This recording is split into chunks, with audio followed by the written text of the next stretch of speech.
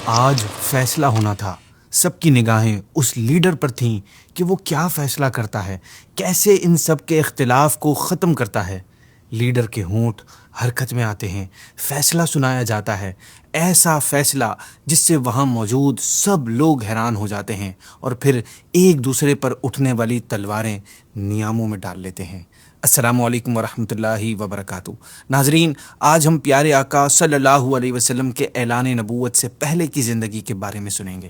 ناظرین، اسلام سے پہلے عربوں میں لڑائیوں کا ایک لمبا سلسلہ جاری تھا۔ انہی لڑائیوں میں سے ایک مشہور لڑائی جنگ فجار کے نام سے مشہور ہے۔ یہ لڑائی جنگ فجار کیوں کہلاتی ہے؟ اس کی وجہ یہ ہے کہ عرب کے لوگ ذوالقعدہ، ذوالحجہ، محرم اور رجب، ان 4 مہینوں کا بے حد احترام کرتے تھے اور ان مہینوں میں لڑائی کرنے کو گناہ سمجھتے تھے۔ یہاں تک کہ عام طور پر ان مہینوں میں لوگ تلواروں کو نیام میں رکھ دیتے تھے اور نیزوں کے بلیڈز اتار لیتے تھے۔ مگر اس کے باوجود کبھی کبھی کچھ ایسے ہنگامی حالات ہوئے کہ مجبوراً ان مہینوں میں بھی لڑائیاں کرنی پڑی، تو ان لڑائیوں کو عرب والے حروب فجار یعنی گناہ کی لڑائی کہتے تھے۔ سب سے آخری جنگ فجار جو قریش اور قیس کے قبیلوں کے درمیان ہوئی، اس وقت پیارے آقا صلی اللہ علیہ وسلم کی عمر مبارک 20 سال تھی۔ چونکہ قریش اس جنگ میں حق پر تھے، اس لیے ابو طالب وغیرہ اپنے چچاؤں کے ساتھ آپ صلی اللہ علیہ وسلم نے بھی اس جنگ میں شرکت فرمائی۔ مگر آپ صلی اللہ علیہ وسلم نے کسی پر ہتھیار نہیں اٹھایا، بلکہ آپ صرف اتنا ہی کرتے رہے کہ اپنے چچا کو تیر اٹھا اٹھا کر دیتے رہے۔ اس لڑائی میں پہلے قیس، پھر قریش غالب آئے اور آخرکار صلح پر اس لڑائی کا خاتمہ ہوا۔ ناظرین، اس ٹائم عرب میں روز روز کی لڑائیوں سے عرب کے سینکڑوں گھرانے برباد ہو چکے تھے۔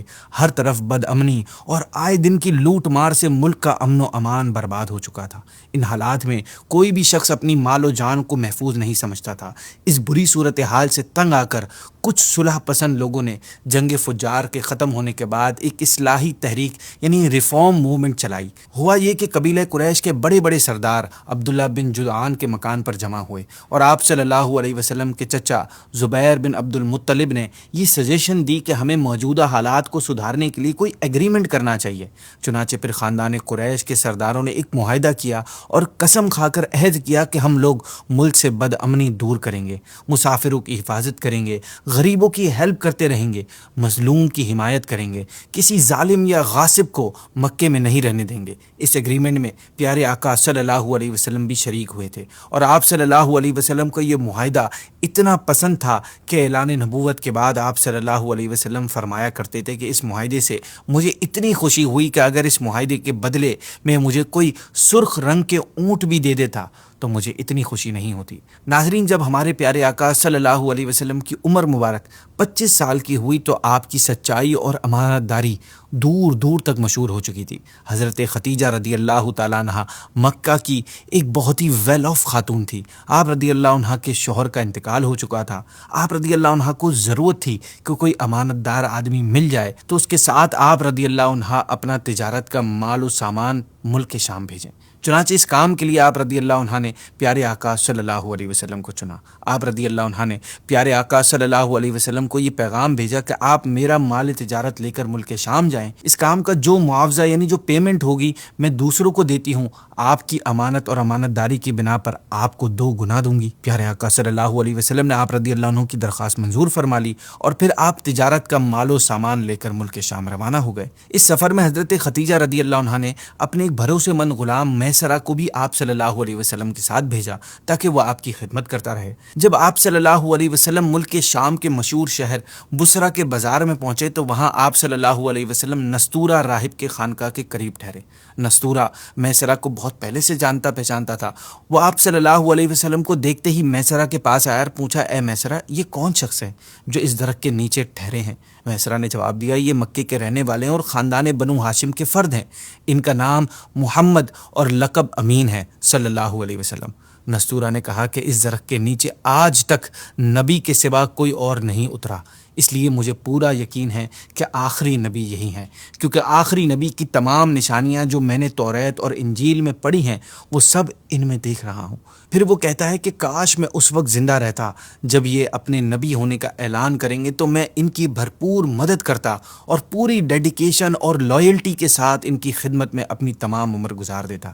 اے میسرا، میں تم کو نصیحت اور وصیت کرتا ہوں کہ خبردار ایک لمحے کے لیے بھی تم ان سے الگ نہ ہونا اور انتہائی اخلاص اور عقیدت کے ساتھ ان کی خدمت کرتے رہنا، کیونکہ اللہ پاک نے ان کو خاتم النبیین ہونے کا شرف عطا فرمایا ہے۔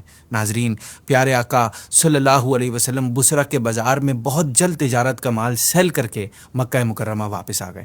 واپسی میں جب آپ صلی اللہ علیہ وسلم کا قافلہ شہر مکہ میں داخل ہو رہا تھا تو اس وقت حضرت بی بی خدیجہ رضی اللہ تعالیٰ عنہ ایک مکان کے اوپری منزل پر بیٹھی ہوئی تھی، قافلے کے شہر میں داخل ہونے کا منظر بھی دیکھ رہی تھی۔ اسی دوران جب حضرت خدیجہ کی نظر پیارے آقا صلی اللہ علیہ وسلم پر پڑی تو آپ رضی اللہ عنہ کو ایسا محسوس ہوا کہ دو فرشتے آپ کے سر پر دھوپ سے سایہ کیے ہوئے ہیں۔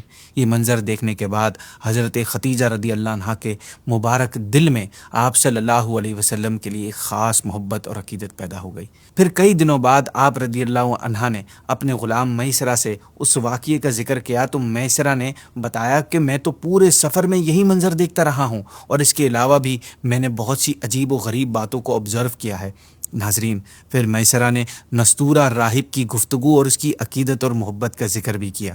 یہ سن کر بی بی خدیجہ رضی اللہ تعالیٰ عنہ کے دل میں آپ صلی اللہ علیہ وسلم کے لیے محبت اور عقیدت مزید بڑھ گئی، یہاں تک کہ آپ رضی اللہ عنہ نے پھر پیارے آقا صلی اللہ علیہ وسلم کی پھپھی حضرت صفیہ رضی اللہ تعالیٰ عنہ کو بلایا اور پھر آپ صلی اللہ علیہ وسلم کے کچھ ذاتی حالات کے بارے میں مزید معلومات حاصل کر کے اپنی ایک دوست نفیسہ بنت امیہ کے ذریعے خود ہی پیارے آقا صلی اللہ علیہ وسلم کے پاس نکاح کا پیغام بھجوا دیا۔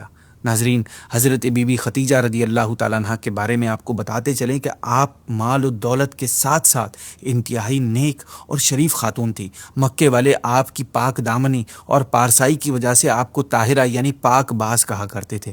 بڑے بڑے سرداران قریش آپ کے ساتھ نکاح کے خواہش مند تھے، لیکن آپ نے سب کے پیغاموں کو ٹکرا دیا، مگر پیارے آقا صلی اللہ علیہ وسلم کے اخلاق حسنہ، اچھی عادات کو دیکھ کر پلس آپ صلی اللہ علیہ وسلم کی عقل کو حیران کر دینے والے حالات کو سن کر خود بخود آپ کے دل میں پیارے آقا سے نکاح کی رغبت پیدا ہو گئی۔ پیارے آقا صلی اللہ علیہ وسلم نے اس رشتے کو اپنے چچا ابو طالب اور خاندان کے دوسرے بڑے بوڑھوں کے سامنے پیش فرمایا۔ بھلا حضرت خدیجہ رضی اللہ تعالی عنہا جیسی پاک دامن، شریف، عقل مند اور مالدار عورت سے شادی کرنے کو کون نہ کہتا۔ سارے خاندان والوں نے نہایت خوشی کے ساتھ اس رشتے کو منظور کر لیا، اور اس طرح حضرت خدیجہ رضی اللہ تعالی عنہا نے پیارے آقا صلی اللہ علیہ وسلم کی زوجہ بن کر پہلی ام المؤمنین ہونے کا شرف حاصل کیا۔ ناظرین، پیارے آقا صلی اللہ علیہ وسلم کے باکمال کردار اور بہترین اوصاف مثلاً سچائی، دیانتداری، حیا اور اس کے ساتھ ساتھ عقل و دانائی کی وجہ سے مکہ مکرمہ کا ہر چھوٹا بڑا آپ کو پسند کرتا تھا۔ جب آپ صلی اللہ علیہ وسلم کی عمر مبارک 35 ایئرز کی ہوئی تو زوردار بارش سے حرم کعبہ میں ایک بہت بڑا سیلاب آ گیا۔ اس سیلاب کی وجہ سے کعبے کی عمارت بالکل ہی گر گئی۔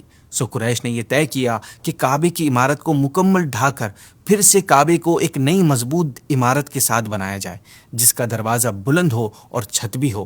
چنانچہ قریش نے مل جل کر کنسٹرکشن کا کام شروع کر دیا۔ اس تعمیر میں آپ صلی اللہ علیہ وسلم بھی شریک ہوئے اور قریش کے سرداروں کے ساتھ پتھر اٹھا اٹھا کر لاتے رہے۔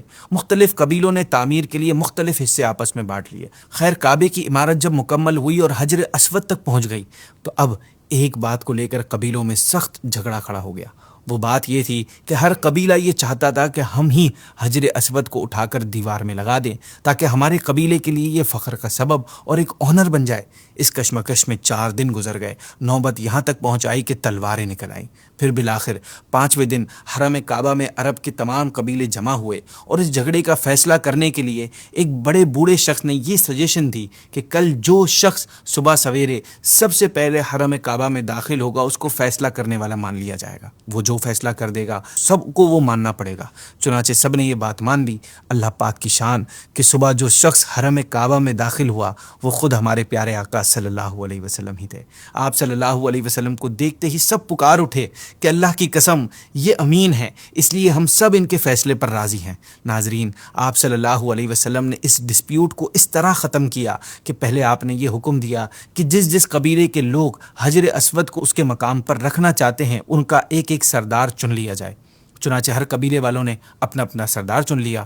پھر آپ صلی اللہ علیہ وسلم نے اپنی چادر کو بچھا کر حجر اسود کو اس پر رکھا اور سرداروں کو حکم دیا کہ سب لوگ اس چادر کو تھام کر حجر اسود کو اٹھائیں۔ چنانچہ سب سرداروں نے ایسا ہی کیا، اور پھر جب حجر اسود کو اپنے مقام تک پہنچایا گیا تو آپ صلی اللہ علیہ وسلم نے اپنے مبارک ہاتھوں سے اس حجر اسود کو اٹھا کر اس کی جگہ پر رکھ دیا۔ اس طرح ایک ایسی بہت بڑی خونی لڑائی ٹل گئی جس کا نتیجے میں نہ جانے کتنا خون خرابہ ہوتا اور نہ جانے کتنی جانیں ضائع ہوتی۔ ناظرین، آپ صلی اللہ علیہ وسلم کا اصل خاندانی پیشہ تجارت تھا، اور چونکہ آپ صلی اللہ علیہ وسلم بچپن ہی میں ابو طالب کے ساتھ کئی بار تجارتی سفر فرما چکے تھے، جس سے آپ صلی اللہ علیہ وسلم کو تجارتی لین دین کا کافی ایکسپیرینس بھی حاصل ہو چکا تھا۔ اس لیے ذریعہ آمدنی یعنی سورس آف انکم کے لیے آپ صلی اللہ علیہ وسلم نے تجارت کا پیشہ چنا، اور پھر تجارت کے لیے آپ نے شام، بصرہ اور یمن کا سفر فرمایا۔ آپ صلی اللہ علیہ وسلم نے اتنی ایمانداری اور درست اصولوں کے مطابق کاروبار کیا کہ آپ کے تمام پارٹنرز اور تمام مارکیٹس والے آپ صلی اللہ علیہ وسلم کو امین کے لقب سے پکارنے لگے۔ ایک کامیاب تاجر کے لیے امانت، سچائی، وعدے کی پابندی، خوش اخلاقی، یہ اس کی تجارت کی جان ہے۔ ان پرنسپلز میں آپ صلی اللہ علیہ وسلم نے اپنے مبارک کردار سے جو مثالیں قائم کی، پوری انسانی تاریخ میں اس کی مثالیں نہیں ملتی۔ حضرت عبداللہ بن ابی حمزہ رضی اللہ تعالیٰ عنہ فرماتے ہیں کہ اعلان نبوت سے پہلے میں نے آپ صلی اللہ علیہ وسلم سے کچھ ڈیلنگ کی، کچھ رقم میں نے ادا کر دی، کچھ باقی رہ گئی، سو میں نے وعدہ کیا کہ میں ابھی آ کر باقی رقم بھی ادا کر دوں گا۔ آپ صلی اللہ علیہ وسلم سے یہ کہہ کر میں وہاں سے چلا گیا۔ جب میں اپنی منزل پر پہنچا تو یہ معاملہ بھول گیا۔ آپ رضی اللہ عنہ فرماتے ہیں کہ 3 دن تک مجھے اپنا وعدہ یاد نہیں آیا۔ تیسرے دن جب میں اس جگہ پہنچا جہاں میں نے آنے کا وعدہ کیا تھا تو میں آپ صلی اللہ علیہ وسلم کو اسی جگہ میرا انتظار کرتے ہوئے پایا، مگر میرے اس وعدے خلافی سے آپ صلی اللہ علیہ وسلم کی پیشانی پر ایک ذرا بل نہیں آیا۔ بس آپ صلی اللہ علیہ وسلم نے مجھ سے صرف اتنا فرمایا کہ تم کہاں تھے؟ میں اس جگہ پر 3 دن سے تمہارا انتظار کر رہا ہوں۔ اسی طرح ایک صحابی حضرت صائب رضی اللہ تعالیٰ عنہ جب مسلمان ہو کر بارگاہ رسالت صلی اللہ علیہ وسلم میں حاضر ہوئے تو لوگ ان کی تعریف کرنے لگے۔